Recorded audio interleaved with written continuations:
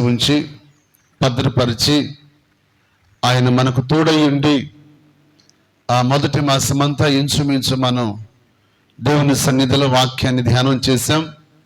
ఎక్కువ సమయం మనం ధ్యానం చేసింది దేవుని సన్నిధి మన మధ్యలో ఉంది. ఆయన మన మధ్యలో నడుస్తున్నాడు. మన మధ్యలో నడిచే దేవుడు, మన మధ్యలో సంచరించే దేవుడు ఆయన సన్నిధి మన మధ్యలో ఉంచాడు. రెండవది, ఆయన మందిరాన్ని మనకు పైగా ఉంచాడు. యెహెజ్కేలు గ్రంథంలో బిడ్డలారా, దేవుని మందిరం మన మధ్యలో ఉంది, ఆయన సన్నిధి మనతో ఉంది, ఆయన మన మధ్యలో నడుస్తున్న దేవుడు. మర్చిపోవద్దు, జీవితంలో ఎన్నడూ మర్చిపోవద్దు. నువ్వు నడుస్తూ ఉంటే ఆయన కూడా నీతోనే, చెప్పండి, నీతోనే వస్తాడు. నువ్వు వంకర టెంకరగా నడిచావనుకో, అయినా ఆయన నీతోనే నడుస్తున్నాడు. జనవరి మాసం అంతా దేవునికి సమీపంగా ఉండి దేవాని చిత్తాన్ని నెరవేర్చుటకు నాకు సహాయం చేశావు. జనవరి మాసంలో ప్రభా ఎక్కడ కూడా ఎటువంటి చిన్న కీడు, చిన్న పాపం, వ్యర్థమైనది ఏది కూడా ప్రభా నా జీవితంలోనికి రాకుండా, నా హృదయంలోనికి రాకుండా, ఈ బుక్కవాని తైలము పాడవకుండా, ఏ సత్య నీగలు ఈ బుక్కవాని తైలములు పడకుండా ఈ పాత్రను తైలమును సువాసన కలిగినట్లు కాపాడుకున్నందుకు నీకు స్తోత్రమనులు. ధైర్యంగా చేతులెత్తి దేవుడు స్తోత్రం చెప్పండి.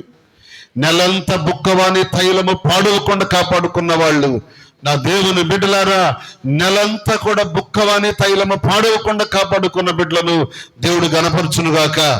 ఆమె చెప్తాం, దీవించునుగాక, వారి పిల్లలను ఆశీర్వదించునుగాక. ఈ రెండవ మాసం అయినా సరే, ఈ రెండవ మాసం మొదటి దినం, మొదటి పునరుద్ధాన దినం కదా. దేవుడు ఎంత భాగ్యం ఇచ్చాడు. ఈ రెండవ నెలలోనికి అడుగు పెట్టాము, మొదటి పునరుద్ధాన దినాన్ని దేవుడు మనకు ఇచ్చాడు. ఈ మొదటి పునరుద్ధాన దినములో ఈ రెండవ మాసమంతా కూడా దేవుడు ఈ బుక్కవాని తైలములో ఏ ఈగలో చచ్చిని పడకుండా నేను కాపాడుకుంటానయ్యా అన్నలు చేస్తండి.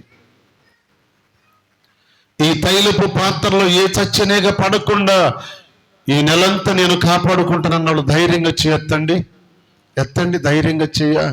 కొంతమంది పుట్టగొడుగులా గిట్ట అనొద్దు, ధైర్యంగా ఎత్తండి, చెయ్య. మీరు కాపాడుకోలేరా? పరిశుద్ధంగా ఉండలేరా? పవిత్రంగా ఉండలేరా? పవిత్రంగా ఉండకపోతే, పరిశుద్ధంగా ఉండకపోతే పరలోకం ఎట్ట వస్తుంది? మీకు పరలోకం మీకు రాదు. మీరు ఎన్ని దినాలు మందిరంలో కూర్చున్నా పరలోకానికి వెళ్ళరు. అంతే జరిగేది.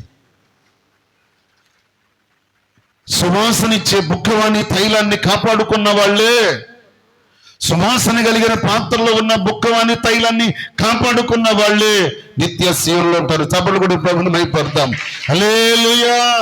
నా దేవుని బిడ్డలారా, సిగ్గుపడకూడదండి. సమాజంలో దేవుని పిల్లలు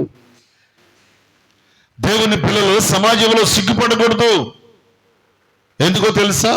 సిగ్గుపడనక్కరలేని, చెప్పాలి, నా ఎదుట సిగ్గుపడనక్కరలేని పనివారిగా మీరు ఉండమని శిష్యులతో దేవుడు చెప్పాడు. అందుకే వాళ్ళు ఎక్కడ కూడా సిగ్గుపడలేదు, ఎక్కడ కూడా భయపడలేదు, దేనికి కూడా రాజీ పడలేదు. నువ్వు ఉండలేవా స్థితిలో? ఆ బ్రతుకు నువ్వు బ్రతకలేవా? ఆ బ్రతుకు బ్రతకలేనప్పుడు ఇంకెందుకు మన జీవితం?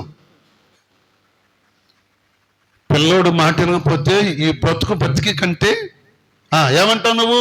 ఓ తల్లిగా నవమాసాలు మోసిన తల్లివై ఉండి, నవమాసాలు మోసి బాధపడి ఏడ్చి కని వాడిని పెంచి పెద్దవాడిని చేస్తే నీ మాట వినకపోతే నువ్వు బ్రతికిన ఒకటే, సచ్చినా ఒకటేరా. నీ బిడ్డని ఎలాగో చెప్పిస్తావో, నువ్వు బ్రతికినా ఒకటేనా, సచ్చినా ఒకటేనా నీ బిడ్డని ఎలాగో చెప్పిస్తావో.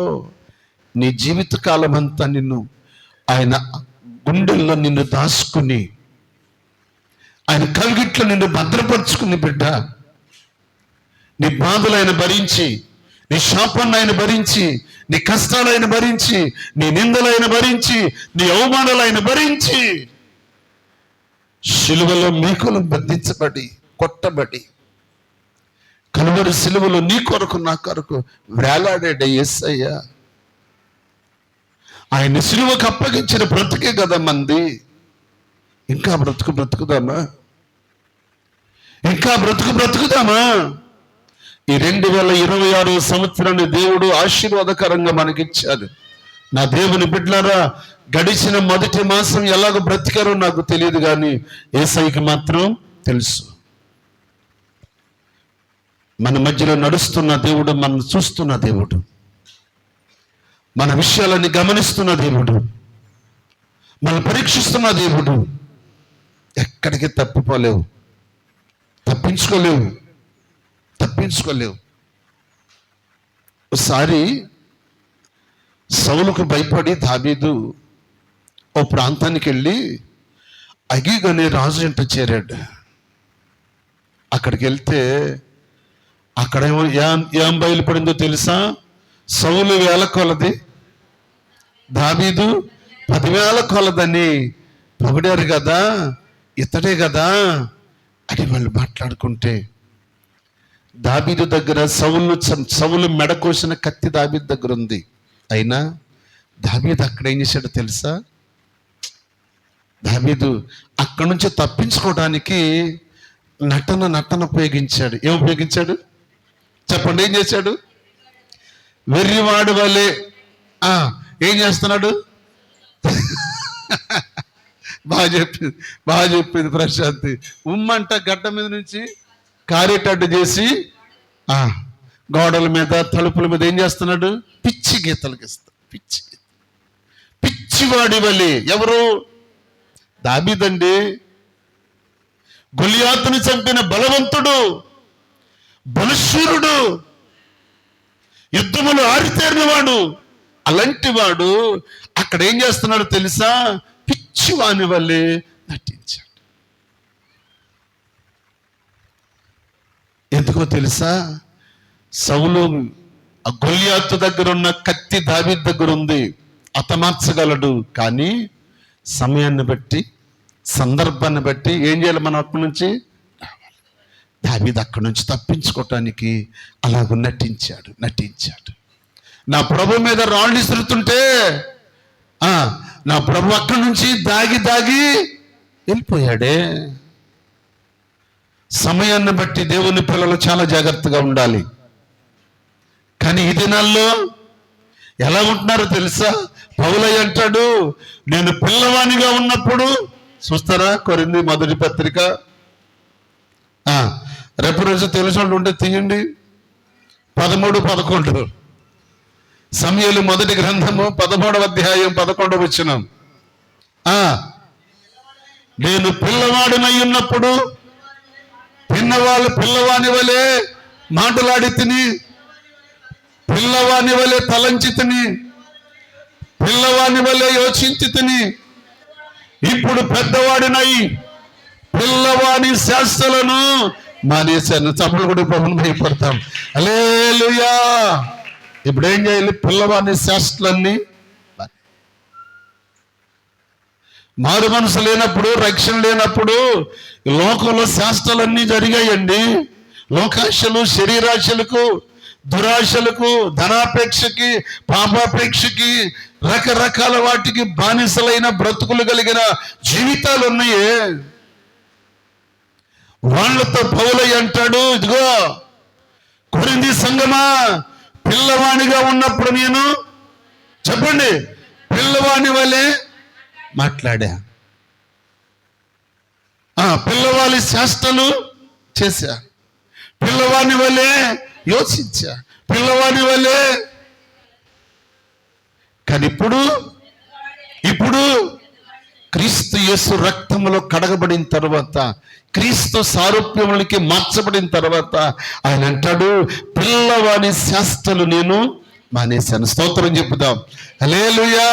మానేయాలి. ఒకప్పుడు ఆనోరే పిల్లవాడిగా ఉన్నప్పుడు, పిల్లవాళ్ళకి ఉన్నారు చూడు మన సంఘం. ఈ సంఘాన్ని వదిలిపెడితే వీళ్ళు మాట్లాడతారు మాటలు, పిల్లవాళ్ళే మాట్లాడండి అయ్యి, పిల్లవాని మాటలు. ఆ మాట్లాడికి ఎక్కడి నుంచి వచ్చినాయి? అటు తండ్రో, అటు తల్లో, తాతో, మా అమ్మ, ఇంట్లో ఉన్నవాడు ఎవరో ఒకరు ఆ తిట్లు తిట్టుకుంటే వాళ్ళకి ఆ తిట్లు వస్తాయి. ఆ ఇంట్లో ఎవరో ఒకళ్ళ భాషలకు అబ్బుద్ది. అందుకే నా దేవుని బిడ్డలారా, క్రీస్తు రక్తంలో కడగబడిన బిడ్డలు ఇంటిలో, బయట, మందిరములో ఎంత మౌనంగా, జాగ్రత్తగా, పరిశుద్ధంగా ఉంటావో నువ్వు ఇంట్లో కూడా అలాగే ఉండాలి. నువ్వు బయటికి వెళ్ళిన అలాగే ఉండాలి. నీ మాటలు, నీ ప్రవర్తన, నీ దృష్టి అంతా కూడా పిల్లలు మనను క్షణములో పరీక్షిస్తుంటారు. అందుకే పిల్లల దగ్గర ఉన్నప్పుడు తల్లిదండ్రులు చాలా జాగ్రత్తగా ఉండాలి. చాలా జాగ్రత్త.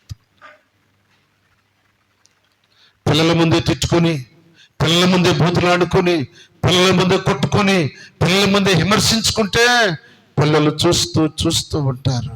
పిల్లలు చూస్తూ ఉంటారు. అదే రేపు ఆ పిల్లల్లోకి వెళ్ళిపోద్ది. ఎందుకో తెలుసా? నా రక్తమే నా పిల్లల్లో ఉంది కనుక, నా స్వభావమే నా పిల్లల్లో ఉంది కనుక. నా దేవుని బిడ్డలారా, స్వభావాలు చాలా పరిశుద్ధంగా ఉండాలి. ప్రవర్తన చాలా పరిశుద్ధంగా ఉండాలి. జీవితం చాలా విలువతో కూడిందై ఉండాలి. ఎందుకు విషయాన్ని చెప్తున్నాను తెలుసా? మన పరిస్థితులన్నీ మన పిల్లలు చూస్తూ ఉంటారు. అందుకే నా ప్రభు చెప్పిన మాట ఏంటో తెలుసా? ఇశ్రాయేలు ప్రజలు తంటాడు, నేను పరిశుద్ధుడను గనుక. లేవియా కాండము 11వ అధ్యాయము 14వ వచనములో అద్భుతమైన మాట చెప్తాడు దేవుడు. లేవియా కాండము 11వ అధ్యాయం 14వ వచనం.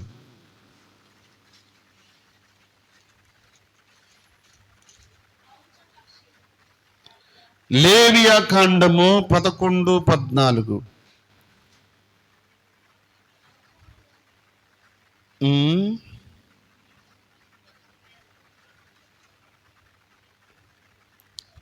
నేను పరిశుద్ధుడనై ఉన్నాను గనుక మీరును పరిశుద్ధులై ఉండుడి. నేను మీ దేవుడనైన యెహోవాను, నేను పరిశుద్ధుడను గనుక మీరును అంతే పరిశుద్ధులై ఉండునట్లు మిమ్మును మీరు పరిశుద్ధపరచుకోండి. స్తోత్రం చెప్పండి. ఏం చేయాలంట? మనల్ని మనం ఏం చేయాలంట? అమ్మ చెప్పండి, ఏం చేయాలి? పరిశుద్ధపరచుకోవాలి. ఒక మాట అడుగుతాను, పరిశుద్ధులుగా ఉండకపోతే, పరిశుద్ధపరచుకోకపోతే, పరిశుద్ధత లేనివాడు దేవుని రాజ్యానికి వారసుడు కాదు. అంతే. ఎన్ని బాధలు పడి, ఎన్ని కష్టాలు పడి, బిడ్డలారా, కుటుంబం కొరకు యాకోబు తన జీవితంలో, యాకోబు ఇంటి నుండి ఒంటి చేతి కర్ర పట్టుకొని పారిపోయి వెళ్ళి మేనమామ దగ్గర 14 సంవత్సరాలు కొలువు చేసి, మరలా ఇంకా వడ్డీతో సహా చేసి, చివరికి మందను కలిగి, భార్యను కలిగి, పిల్లలతో తిరిగి వస్తున్న సంగతి తెలిసి ఏశావు 400 మందితో కత్తులు తీసుకుని బయలుదేరితే, యబ్బోకు రేవు దగ్గరకు వచ్చిన తర్వాత యాకోబు విషయాన్ని తెలుసుకుని ఒక భాగాన్ని ముందుగా పంపించి, ఆ తర్వాత లేయాను తన పిల్లల గుంపును పంపి, తర్వాత రాహేలు తన పిల్లలను పంపి, ఆ రాత్రి ఒక్కడే నిలిచిపోయాడు యబ్బోకు రేవు దగ్గర. బిడ్డలారా, జీవితంలో అని తుమ్మి తెలుసుకోవాలంటే, అటో ఇటో తేలిపోవాలంటే, డూ ఆర్ డై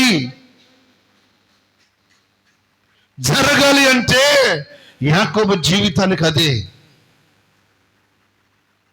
ఒక్కడే మిగిలి రాత్రంతా దేవునితో పోరాడి నిద్రందా? చెప్పండి. చావు కళ్ళ ముందు కనపడుతుంటే నిద్రపోతాడా? పేతురు గారు నిద్రపోలేదా? చెప్పండి. ఏమో పడుకున్నాడా లేదా? హాయిగా పడుకున్నాడు. హాయిగా పేతురు గారి మరణం కళ్ళ ముందు కనపడుతుంటే తెల్లారితేనే చావు చావని తెలిసి కూడా హాయిగా పడుకున్నాడు, సంతోషంగా నిద్రపోతున్నాడు. ఏంటి ధైర్యం? ధైర్యం ఏంటో తెలుసా? బ్రతుకుంటేనే నీ కోసం, చచ్చిపోయినా నీ కోసమే. అది వాళ్ళ తీర్మానం. కానీ యాకోబు ఏమైనా సరే ఈ రాత్రి తేలిపోవాలనుకున్నాడు. దేవునితో పోరాటం మొదలేశాడు, దెబ్బ తిన్నాడు, అయిపోయింది. యాకోబు ఇప్పుడు ఎబ్బోకు రేవు దాటగానే యాకోబు పేరు మారింది, యాకోబు జీవితం మారింది. యాకోబు నడక కూడా చెప్పరేంటి? యాకోబు నడక మారింది. మీ నడకలు మారినాయా? అరే మారు మనసు పొంది, బాప్తిసం పొంది, రక్తంలో కడగబడి, శరీరం రక్తం తిని తాగే బిడ్డలు కొంతమంది నడకలే మారలేదు, ప్రవర్తనలో మార్పు లేదు, సబుద్ధిగానే ఉంది, జీవితంలో మార్పు లేదు. దేవుని దుఃఖపెట్టే బ్రతుకు, వేదన పెట్టే బ్రతుకు. నా దేవుని బిడ్డలారా, నీ ఆశలు నీ కోరికలు చంపుకోకపోతే నీ వెనకమాలి నీ పిల్లలు అదే ఆశలు అదే కోరికలతో నిన్ను అవమానపరచవలసిన దినాలు నీ వెంట వస్తాయి. జాగ్రత్త. నీ పిల్లల ద్వారా నువ్వు అవమానపడతావు. నువ్వు అవమానకరమైన పని చేసి నీ శరీరాశల కొరకు నువ్వు పరుగులెత్తావనుకో, అడవి కలవాడి పడిన గాడిదలాగా. నీ పిల్లల ఉంది నీ రక్తమే, నీ పిల్లల ఉంది నీ స్వభావమే. నీ పిల్లలు నిన్ను చూస్తున్నారు, నువ్వు గమనించట్లేదు.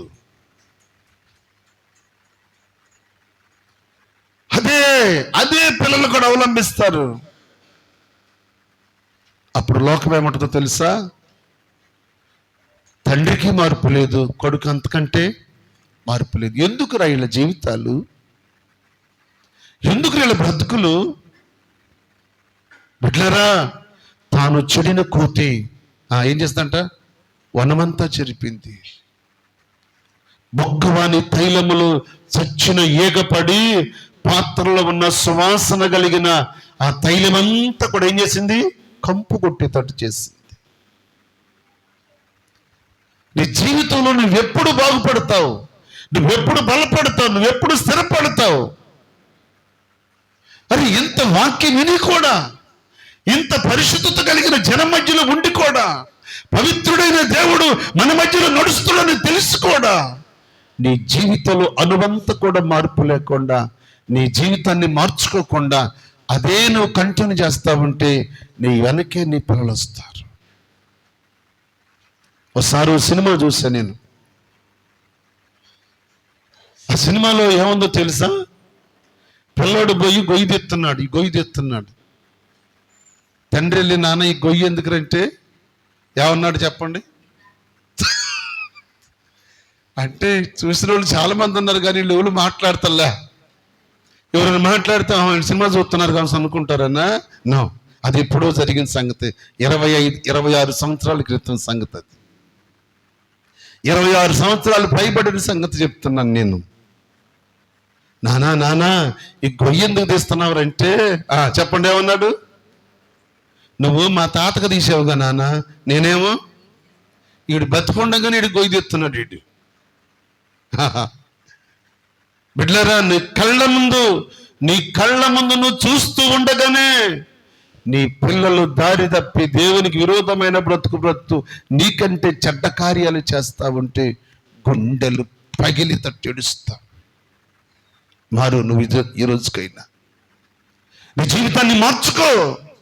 నా ప్రభు చెబుతున్న మాట, నేను పరిశుద్ధులను కనుక మీరును పరిశుద్ధులై ఉండండి, పరిశుద్ధంగా జీవించండి, మిమ్ముని మీరు పరిశుద్ధపరచుకోండి. బిడ్డలారా, యాకోబు తన కుటుంబం కోసం ఏడ్చిన దినమే కానీ ఏడవని దినమంటూ లేదు. యాకోబు ఇబ్బోకు రేవు దాటాడు, బిడ్డలు దాటారు, భార్య దాటారు, పిల్లలు దాటారు, అందరూ దాటారు. కానీ ఎక్కడి నుంచి వచ్చారు వాళ్ళు? యాకోబు మేనమామ పేరేంటండి? అమ్మా లాబాను. లాబాను గారు దేవురు ఏమ్మా హారాను, ఏంటది హారాను. హారాను నుండి వచ్చారు. హారాను నుంచి బయలుదేరి మజిలీలు వేసుకుని బయలుదేరి ఎబ్బోకురేవు దాటి బయటకు వచ్చారు. ఎబ్బోకురేవు దాటారు కానీ చెప్పండి ఎవరి మనసు మారలేదు? యాకోబుది మారింది. యాకోబు హృదయం మారింది, బ్రతుకు మారింది, పేరు మారింది, నడక మారింది, అన్ని మారి. కానీ రాహేలు జీవితంలో మార్పు లేదు. ఏంటో తెలుసా? రాహేలు వస్తా దోసుకుని వచ్చింది. ఏంటది? కులదేవత అయిన బంగారపు దేవత. ఆ బంగారపు దేవత ఏ ఇంట్లో ఉంటా ఇల్లు 100 ఎత్తుకుపోద్దానండి. ఏమవుద్ది? ఆశీర్వాదం వస్తుందని ఆ దేశం యొక్క సాంప్రదాయం. హారానులో ఉన్న వాళ్ళ సాంప్రదాయం అది. కానీ హారాను విడిచిపెట్టారు, కానీ హారానులో ఉన్న దాన్ని తెచ్చుకుంది ఎవరు? రాహేలు. ఈరోజు చాలా మంది అదే. పిల్లరా, మోయాబు నుండి బయటకు వచ్చింది కానీ రూతు మోయాబు బ్రతకలేదు. స్తోత్రం చెప్పండి. మోయాబు బ్రతకలేదు. మోయాబు దాటి బయటకు వచ్చిందో లేదు, రూతు జీవితం అంతా కూడా మారిపోయింది. ఎవరిని బట్టి? అంతే.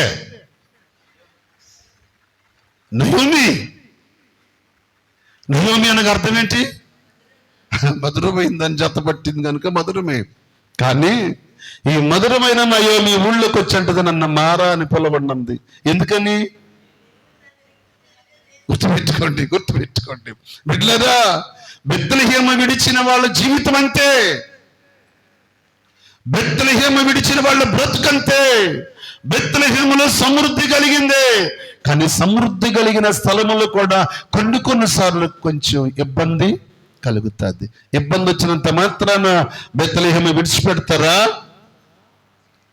బిడ్డలారా, 2003, 2002, 2001, 2004 వరకు మనకి కరువు. ఈ ఊరు వచ్చే కాబట్టి నాకు తెలుస్తుందండి. ఏమున్నాయి? పంటలు లేవు, రోడ్లు లేవు, పంటలు లేవు, సరైన పంటలు లేవు, సరైన పనులు లేవు. భయంకరంగా భర్త పొలుగు భుజాన్ని వేసుకుంటే భార్య పార భుజాన్ని వేసుకున్న ఏదో ఒకటి పట్టుకుని కత్తి పట్టుకుని వెళ్ళి కరువు పని చేస్తేనే బియ్యం, కరువు పని చేస్తేనే. అలాంటి కరువు పరిస్థితిలో ఉన్నప్పుడు కూడా ఏమ్మా ఊరు దాటి వలస వెళ్ళారా మీరేమన్నా? చెప్పండి. వెళ్ళలేదే. ఇంకో రాష్ట్రం వెళ్ళలేదే, ఇంకొక ఊరు బాగలేదే, ఈ ఊరు వదిలిపెట్టి వెళ్ళలేదుగా. కానీ నయోమి చేసిన పని ఏంటి? బెత్లెహేములో చిన్నగా ఇబ్బంది కలిగి కరువు వచ్చిందని తన భర్త అయిన ఎలీమెలెకును పిల్లలను ఎంట పెట్టుకుని ఎడకపోయింది. చెప్పండి, ఎడకెళ్ళింది? మోయాబులు ఏమి సంపాదించిందండి? ఏమి సంపాదించింది? ఈరోజు దేవుని సన్నిధి విడిచిపెట్టి శరీరాశలో ధనాపేక్ష కలిగి బయటికి వెళ్ళిన వాళ్ళు ఏమి సంపాదించారు? నువ్వేమి కలిగి బ్రతుకుతున్నావు? నా దేవుని బిడ్డలారా, దేవుని సన్నిధికి నీకు కోపం వచ్చినా, నీకు బాధ వేసినా, నీ కింద ముళ్ళు గుచ్చుకున్నట్టు గుంచుకున్నా, మంట మీద కూర్చున్నట్టున్నా, నీ జీవితం ఎలా కూర్చున్నా, హృదయం అనేది మారకపోతే జీవితంలో నువ్వేది కూడా సంపాదించుకోలేవు దేవుని సన్నిధిని. ఇదేనా ప్రభు చెప్తున్న మాట? చాలా జాగ్రత్తగా వినాలి, చాలా జాగ్రత్తగా వినాలి. పౌలు అంటాడు, నేను పిల్లవాడిగా ఉన్నప్పుడు అంతే, పిల్లవాని పనులు చేశాను, పిల్లవానిగా మాట్లాడాను, పిల్లవాని శాస్త్రాలు చేశాను, పిల్లవానిగా బ్రతికాను. కానీ ఇప్పుడైతే చెప్పండి, ఇప్పుడైతే పెద్దవాడనయ్యాను, పిల్లవాని శాస్త్రాలు మానేశాను. దేవుని స్తోత్రం. ఎంతమంది ఇంకా శాస్త్రాలు మానలేని వాళ్ళు ఉన్నారు? ఇంకెంతమంది వాళ్ళ బ్రతుకుల్లో ఏమి సంపాదిద్దామని, ఏమి కలిగి జీవిద్దామని నువ్వు ఇంకా నీ వెర్రి శాస్త్రాలు మానకపోతే, నీ అపవిత్రమైన బ్రతుకును మార్చుకోకపోతే, నా దేవుని బిడ్డలారా, నీకు సాక్ష్యం ఏముంటుంది? అన్నీ మానేసి సమస్తాన్ని విడిచిపెట్టి క్రీస్తు యేసు కొరకు బ్రతుకుతా ఉంటే అప్పుడు లోకం ఏంటో తెలుసా? శభాష్, ఒకప్పుడు వాడి జీవితం ఎలాగున్నా సరే ఇప్పుడు మందిరానికి వెళ్తున్నాడంట, మారుమనసు పొందాడంట, బాప్తిసం పొందాడంట, రక్షించబడ్డాడంట. చూడండి, ఆదివారం వస్తే తెల్లని బట్టలు వేసుకుని అందరికంటే ముందు బైబిల్ సంకన పెట్టుకుని మందిరానికి వెళ్తున్నాడు. ఒకప్పుడు బ్రాందీ షాప్ కాడికి వెళ్ళినాడు, ఒకప్పుడు కోడి పుంజుని సంకన పెట్టుకుని పంజాలకు వెళ్ళినాడు, ఒకప్పుడు ప్యాకాట్కి వెళ్ళినవాడు. ఇదిగో వాడి జీవితం అని సాక్ష్యం ఇస్తుంది లోకం. నువ్వు మారితే ఇదిగో ఒకప్పుడు కొంపలు నొప్పి పెట్టిందే, కొంపకు తిరిగిందే, కొంపల్లో పాడు చేసిందే. అలాంటి జీవితం జీవించిన ఈ బిడ్డ క్రీస్తు ప్రభు రక్తంలో కడగబడిందంట. చూడండి, తెల్లని వస్త్రం ధరించుకుని ప్రభు సన్నిధికి ఎలాగెళ్తుందో. బిడ్డారా, 7 జళ్ళేసుకుని శాస్త్రులు, పరిచయులను, ధర్మోపదేశకులందరినీ గడగడ నడిచిందే. ఎవరు అమ్మా? ఎవరు? మగ్దలేనేనా? డౌట్ ఏమైనా ఉందా? ఎవరికైనా ఉన్నాయా జళ్ళు? అప్పుడప్పుడు వేస్తున్నారు పిల్లలు, అప్పుడప్పుడు వేస్తున్నారు జళ్ళు. జాగ్రత్త. 7 జళ్ళేసి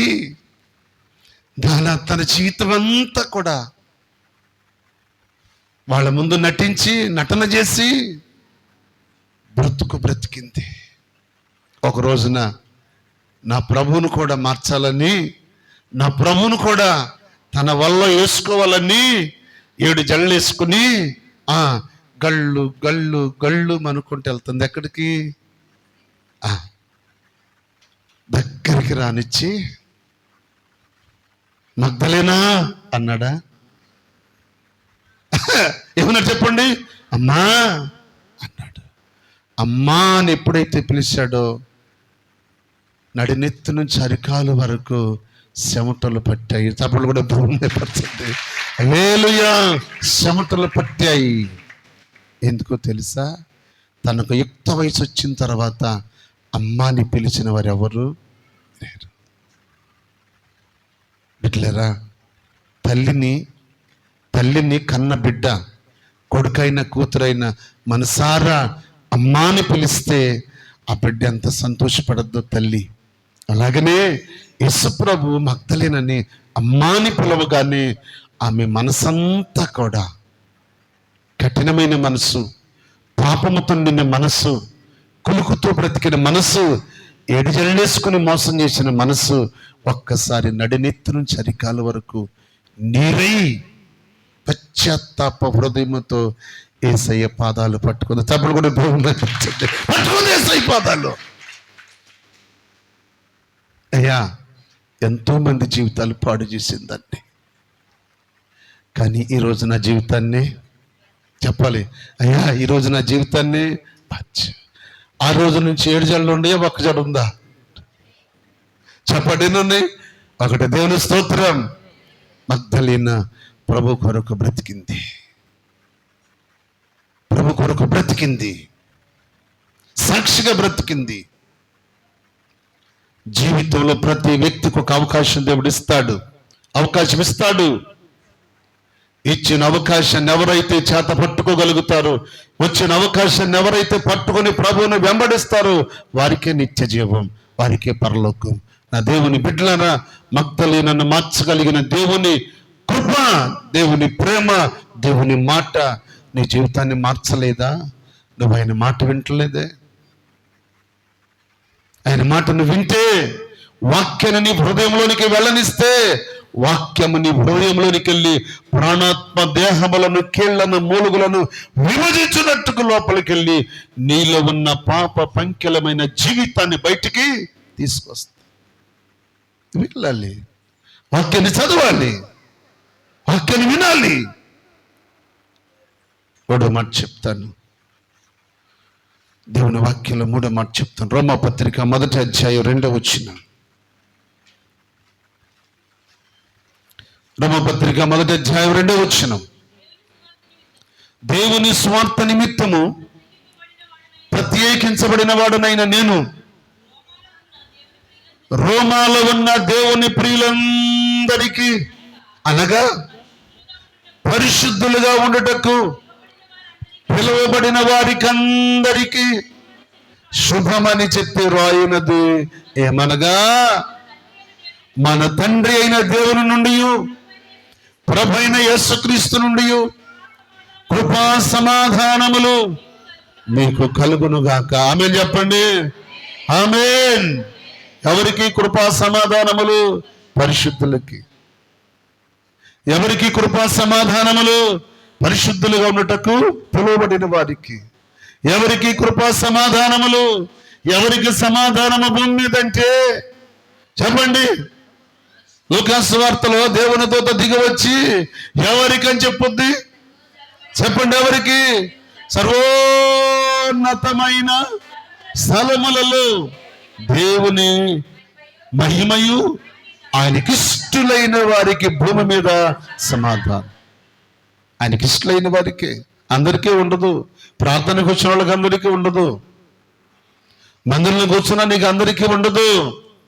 ఆయనకి ఇష్టలుగా ఎవరైతే బ్రతుకుతారో, ఆయన మాట ఎవరైతే వింటారో, ఆయన చిత్తాన్ని ఎవరైతే నెరవేరుస్తారో వారికి మాత్రమే భూమి మీద సమాధానం, సంతోషం. మరొక మాట చెప్తాను మీకు ముగింపులో. కొరింథీ రాసిన మొదటి పత్రిక 6వ అధ్యాయం 2వ వచనం. కొరింథీ మొదటి పత్రిక, పరిశుద్ధులు లోకమునకు ఎవరంట? అమ్మమ్మ ఎవరు? చెప్పండి. ఎవరు? పరిశుద్ధులు లోకమునకు తీర్పు తీర్చవలసి ఉండగా మీరు ఎరుగరా? మీ వలన లోకమునకు తీర్పు జరగవలసి ఉండగా మిక్కిలి అల్పమైన సంగతులను గూర్చి తీర్పు తీర్చుటకు మీకు ఎందుకని? పరిశుద్ధులే కదా, పరిశుద్ధులుగా ఉండటకు పిలువబడ్డారు కదా, పరిశుద్ధులుగా బ్రతకాలి కదా. తీర్పు తీర్చేవాడు ఏం కలిగి ఉండాలి? పరిశుద్ధత కలిగి ఉండాలి. లేకపోతే తీర్పు తీర్చడానికి మనం పనికిరాం. ఏం లేదంట? యోగ్యత లేదు. చూడటానికి పరిశుద్ధులే, పరిశుద్ధుల జాబితాలో ఉన్నారు. కానీ తీర్పు తీర్చవలసిన సమయం వచ్చేసరికి వాళ్ళకేమి లేదంట? యోగ్యత లేదు. నా దేవుని బిడ్డలారా, ఆ రోజున లోకానికి తీర్పు తీర్చడానికి ఎంతమంది పైన రెడీగా ఉన్నారు? 24 వాళ్ళ కిరీటాలు, వాళ్ళ తల మీద ఉన్న కిరీటాలు తీసి చెప్పండి, సర్వాధికారి అయిన దేవుని సింహాసనం ఎదుట ఆ కిరీటాలు పెట్టి ఏం చేస్తారు? వాళ్ళు సాగిల పడతారు. స్తోత్రం కలుగును కాక. సాగిల పడతారు. అంతేకాదు బిడ్డలారా, లోకానికి తీర్పు తీర్చవలసిన పరిశుద్ధతను మనం కలిగి ఉంటే తీర్పు తీర్చొచ్చు. పరిశుద్ధత లేకుండా తీర్పు తీర్చలేం. అందుకే సంఘానికి పెద్దలు ఉన్నారనుకోండి, సంఘానికి పెద్దలుంటే, సంఘానికైనా కావచ్చు, గ్రామానికైనా కావచ్చు, పెద్దలుగా ఉన్నవాళ్ళు ఏం కలిగి ఉండాలి? తిమోతి తన పత్రికలో లిస్ట్ రాస్తాడు.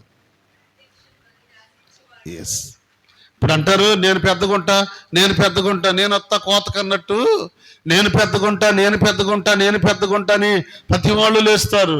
కానీ అధ్యక్ష పదవి వహించేవాడు, పెద్దగా ఉండవలసిన వాడిని లక్షణాలు వారికి తెలీదు.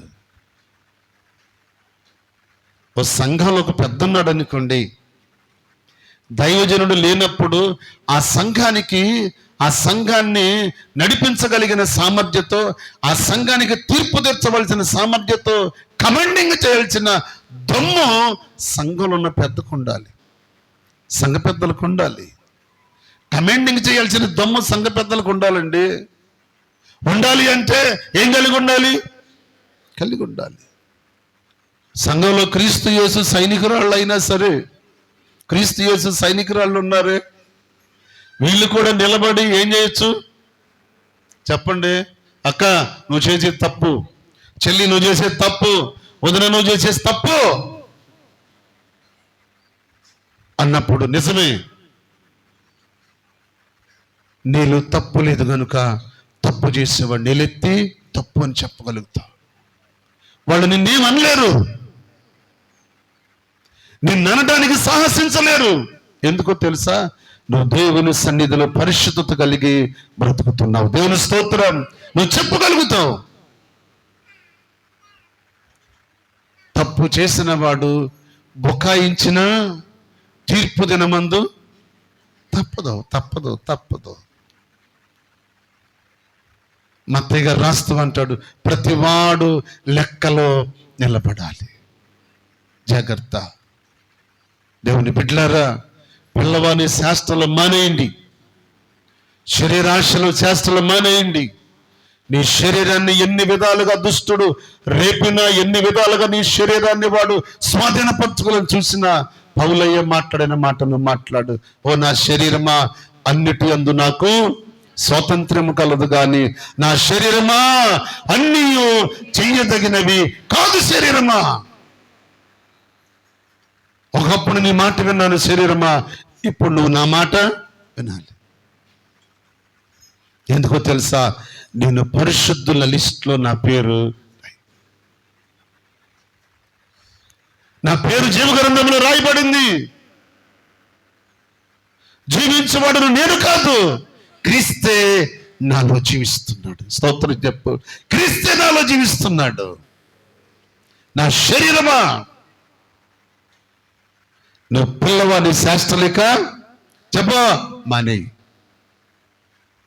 గతించిన కాలం ఇక నీకు చాలు. నీతి కలిగి పరిశుద్ధత కలిగి ప్రభుతో కొంతకాలం దేవుడిచ్చిన ఆయుష్కాలం ఇంకేముందండి? ఇంకేముంది? శాశ్వత జీవితం మిగిలింది. ప్రతి వారికి శాశ్వత జీవితమే ఉంది. ఈ శాశ్వత జీవితమైనా దేవుని చేతులు పెట్టు, తిరిగి దాన్ని మళ్ళీ ఆయన నూరంతలుగా చేస్తాడు. దేవుని స్తోత్రం. శాశ్వత జీవితాన్ని దేవునికి సమర్పించుకోండి, సంపూర్ణంగా సమర్పించుకోండి. పరిశుద్ధులుగా బ్రతకటానికి, పరిశుద్ధత కలిగి జీవించటానికి, పరిశుద్ధత కలిగి నిన్ను నీవు దినదినము పరిశుద్ధపరచుకో. యాకోబు తన ఇంటి వారికి చెప్తాడు, లెండి ఎక్కడికి వెళ్ళాలి? అమ్మ చెప్పండి, అడిగి వెళ్ళాలి, బేతేలుకి వెళ్ళాలి. లే, పిల్లల మొత్తాన్ని, భార్యని, కుటుంబాన్ని లేండి, మనం బేతేలుకి వెళ్ళాలి.